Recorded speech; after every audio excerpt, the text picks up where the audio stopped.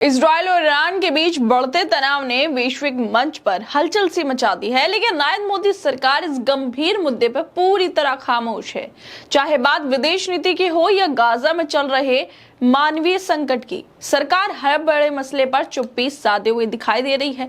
दूसरी तरफ विपक्ष, खासकर कांग्रेस, इस संकट पर खुलकर बोल रही है। कांग्रेस के वरिष्ठ नेता सोनिया गांधी ने द हिंदू में अपने हालिया लेख में इजरायल के ईरान पर हमले की निंदा की है और भारत की चुप्पी को कूटनीतिक कमजोरी बता दिया है। उन्होंने सवाल उठाया है कि भारत, जो कभी शांति और संतुलित विदेश नीति का प्रतीक रहा, आज वैश्विक संकटों पर अपनी आवाज खो बैठा है। बीजेपी के नफरत तो बहुत फैलाते हैं, इन लोगों से खूब भड़काऊ बयान दिलवा लो, लेकिन जब बात विदेश नीति की आती है तो वो कहीं दिखाई नहीं देती और इसको लेकर ही सोनिया गांधी आवाज उठा रही हैं, लेख लिख रही हैं।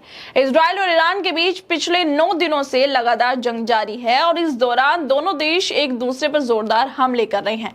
इजरायल और ईरान के हवाई हमलों में दोनों को भारी नुकसान भी हो रहा है और कई शहर तबाह भी हो गए हैं। इस बीच कांग्रेस की पूर्व अध्यक्ष सोनिया गांधी ने ईरान पर इजरायली हमले की निंदा की है और कहा है कि ऐसे हालात में भारत की चुप्पी परेशान करने वाली है।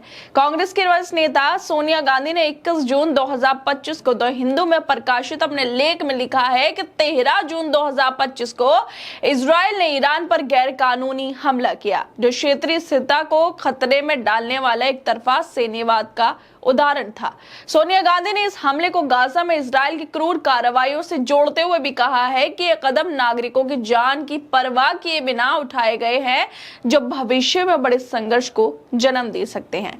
भारत, जो शांति और कूटनीति का समर्थन करता रहा है, ऐसे गंभीर वैश्विक मुद्दे पर खामोश क्यों है? सोनिया गांधी ने अपने लेख में इजरायल के प्रधानमंत्री बेंजामिन नेतन्याहू की नीतियों पर भी निशाना साधा। उन्होंने कहा कि नेतन्याहू का शांति को लेकर कमजोर करना और उग्रवाद को बढ़ावा देने का पुराना इतिहास है। उन्होंने 1995 में इजरायली प्रधानमंत्री यित्ज़हाक राबिन की हत्या का जिक्र करते हुए कहा कि नेतन्याहू ने उस समय नफरत की आग भड़काने में भूमिका निभाई थी, जिसने शांति की एक बड़ी उम्मीद को खत्म कर दिया था। नेतन्याहू का तनाव बढ़ाने का मौजूदा रुख उनके पुराने रवैये का ही नतीजा है। दूसरी तरफ उन्होंने अमेरिकी राष्ट्रपति डोनाल्ड ट्रंप के 17 जून के बयान को निराशाजनक बताया, जिसमें उन्होंने अपनी खुफिया एजेंसी की रिपोर्ट को नजरअंदाज कर ईरान को परमाणु हथियारों के करीब बताया था। सोनिया गांधी ने ईरान के साथ भारत के ऐतिहासिक रिश्तों का हवाला देते हुए कहा कि ईरान हमेशा से भारत का करीबी दोस्त है। उन्होंने 1994 में संयुक्त राष्ट्र मानवाधिकार आयोग में ईरान ने जो कश्मीर मुद्दे पर भारत का समर्थन किया था, उसकी भी मिसाल दी।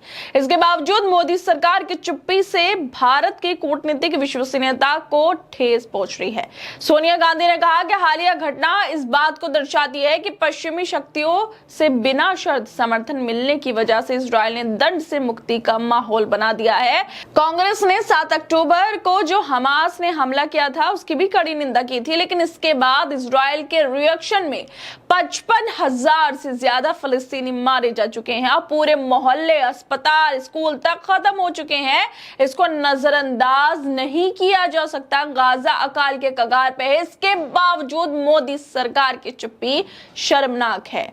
उन्होंने कहा कि मौजूदा सरकार ने भारत के लंबे समय से चली आ रही दो राह सिद्धांत पर आधारित नीति को लगभग त्याग दिया है। भारत को अपनी आवाज बुलंद करनी चाहिए और पश्चिम एशिया में शांति के लिए हर कूटनीतिक रास्ते का इस्तेमाल करना चाहिए। भारत को अपनी स्वतंत्र विदेश नीति को मजबूत करना चाहिए, जो हमेशा से उसकी ताकत रही है। ये सब बातें सोनिया गांधी ने द हिंदू में जो उनका लेख है उसमें कही हैं, लेकिन इससे उलट अगर हम देखें तो साफ तौर पे नजर आ रहा है कि हमारी विदेश नीति का क्या हाल है। हमारे पड़ोसी देशों से हमारी नहीं बनती है। जयशंकर वो पता नहीं क्या कर रहे हैं, उनकी रील्स को वायरल हो रही हैं, चश्मा पहनकर दिखाया जा रहा है, बताया जा रहा है मीडिया में, अरे जयशंकर ने ऐसे कर दिया, लेकिन ऐसा कुछ नहीं हो रहा क्योंकि अमेरिका बार बार बयान दे रहा है। सीज फायर जो हुआ भारत पाकिस्तान के बीच, उसको लेकर वो कितनी बार बयान दे चुके हैं कि मेरी वजह से ये सब हुआ, लेकिन इसके बावजूद भी सिर्फ अभी कुछ दिन पहले जब आसिम मुनीर को ट्रंप ने बुलाया था, उस वक्त कहा गया कि 35 मिनट की बातचीत में भारत ने कह दिया अमेरिका से कि तुम्हारी मध्यस्थता नहीं थी, हमारी वजह से जो हुआ सीजफायर वो हुआ है, तुम्हारी कोई मध्यस्थता नहीं थी, तुम्हारा कोई जादू नहीं था। लेकिन उसके बाद ट्रंप ने फिर कितनी बार कह दिया है कि उनकी वजह से सीज फायर हुआ, लेकिन खंडन नहीं आ पा रहा।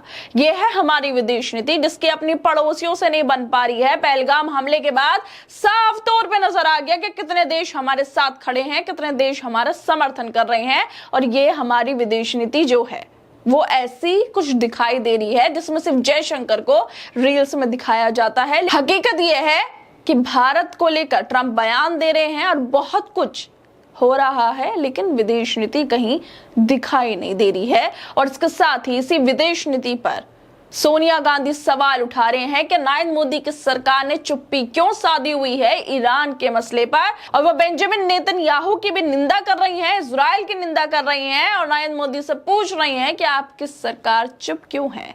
वो आगे कहती है कि मोदी सरकार की चुप्पी न सिर्फ इजराइल ईरान तनाव पर बल्कि कई बाकी बड़े मुद्दे पर भी सवाल खड़े करती है, चाहे वो गाजा का मानवीय संकट हो या ईरान पर प्रतिबंधों से भारत की रणनीतिक परियोजनाएं। सरकार हर मोर्चे पर खामोश दिखती है। हाल ही में मार्च 2025 में अमेरिका के राष्ट्रीय खुफिया निदेशक तुलसी गबार्ड ने संसद में साफ तौर पर बताया था कि ईरान परमाणु हथियार कार्यक्रम नहीं चला रहा है, और 2003 में इस प्रोग्राम को सस्पेंड किए जाने के बाद से अब तक ईरान के सुप्रीम लीडर आयतुल्लाह खामेनेई ने इसे दोबारा शुरू करने की अनुमति भी नहीं दी है। लेकिन ट्रंप कुछ और ही बयान दे रहे थे। ये बेहद अफसोस की बात है कि अमेरिकी राष्ट्रपति डोनाल्ड ट्रंप, जिन्होंने कभी अमेरिका के अंतहीन युद्धों और सैन्य औद्योगिक परिसर के प्रभाव के खिलाफ आवाज उठाई थी, अब इस विनाशकारी रास्ते पर चलने के लिए खुद भी तैयार हो गए हैं। अब आप लोग खुद सोचिए, कांग्रेस जो है वो विपक्ष में है, लेकिन सत्ता में 11 साल से नरेंद्र मोदी की सरकार बैठी है, लेकिन इसके बावजूद भी वो अपना जो जवाब है, जो अपने व्यूज हैं, जो अपने बयान उसको रखने चाहिए, वो नहीं रख पा रही है, क्योंकि यही हमारी विदेश नीति बनकर रह गई है। हमारी विदेश नीति सिर्फ रील्स तक सीमित रह गई है, जो हकीकत में कहीं नजर नहीं आ रही है। खैर दोस्तों, आप लोगों को क्या लगता है, जिस तरह से सोनिया गांधी ने इतने बड़े मुद्दे उठाए हैं और ये भी कह दिया है कि भारत की चुप्पी, नरेंद्र मोदी की चुप्पी शर्मनाक है, अफसोस की बात है। उन्हें जरूर जिस तरह से तनाव बना हुआ है इजराइल और ईरान के बीच, उस पर अपने व्यूज देने चाहिए, बयान देने चाहिए और अपना पक्ष भी रखना चाहिए। आप लोगों को क्या लगता है इस वीडियो को लेकर? हमें अपनी राय जरूर दें और बाकी तमाम खबरों को देखने के लिए जुड़े रहिए हमारे साथ।